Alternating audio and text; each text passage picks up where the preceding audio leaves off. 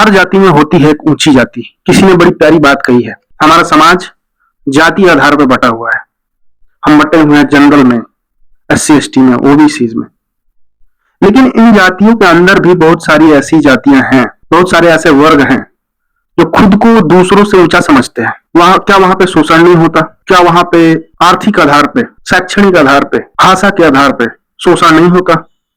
Example के तौर पर अगर हम जाने, OBC की जो जातियां हैं जो अपने आप को उच्च समझती हैं और उनका स्टैंडर्ड ऑफ लिविंग काफी अच्छा खासा है, आहिर हो गए, जाट हो गए, गुर्जर हो गए, ये OBCs में हाई क्लास में आते हैं।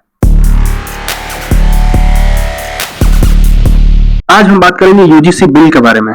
UGC बिल ने सेंट्रल गवर्नमेंट को सदमे में डाल दिया। इतने लोगों के विरोध दर्ज हो रहे हैं, इतने अधिकारी नेताओं ने विरोध दर्ज करवाए हैं, जनता ने विरोध दर्ज करवाए हैं कि सरकार को समझ नहीं आ रही कि क्या करें। UGC bill, university grant commission bill में कई सारे ओपन एरियाज हैं, कई सारे लूप होल्स हैं। फॉर एग्जाम्पल के तौर पे अगर किसी ने झूठी कंप्लेन करी तो दूसरे पक्ष के पास उसके बचाव का कोई तरीका नहीं है। अगर आपने किसी मायने में दूसरे पक्ष की बात नहीं मानी, SC ST OBC की बात नहीं मानी, वो आप पे एक्ट लगा सकता है। सरकार ने उसके हाथों में काइंड ऑफ हथियार दे रखा है। क्या इससे हमारे समाज में, यूनिवर्सिटीज में, कॉलेजेस में समानता बढ़ेगी? जब हम कॉलेज जाते हैं हमें नहीं पता कि हम कौन से कास्ट के बच्चे से दोस्ती कर रहे हैं। लोग वहां अदर कास्ट के, अलग अलग जगहों के लोग आए हुए होते हैं, बच्चे आए हुए होते हैं, हमें नहीं पता।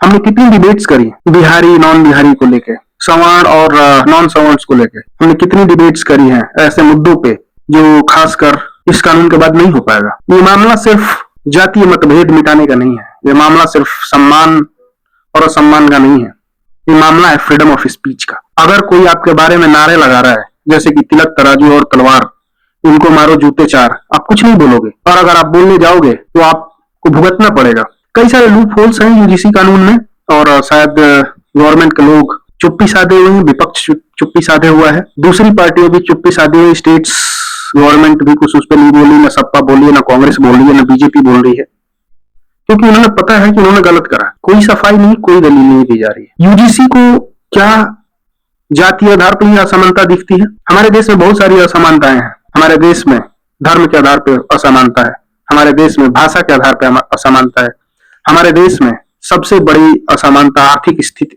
स्तर पर है, हमारे देश में रीजन के आधार पे असमानता है। क्या इसके बेसिस पे हम प्रोटेक्शन नहीं दे सकते? क्या समाज को जाति में बांटना सबसे आसान है अपने राजनीतिक फायदे के लिए? मुझे ऐसा नहीं लगता। मुझे ऐसा लगता है कि सरकार केवल राजनीतिक फायदे के लिए ये कदम उठा रही है। इससे समाज एकजुट होने के बजाय विभेद और बढ़ते जाएंगे और इसका कोई अंत नहीं है।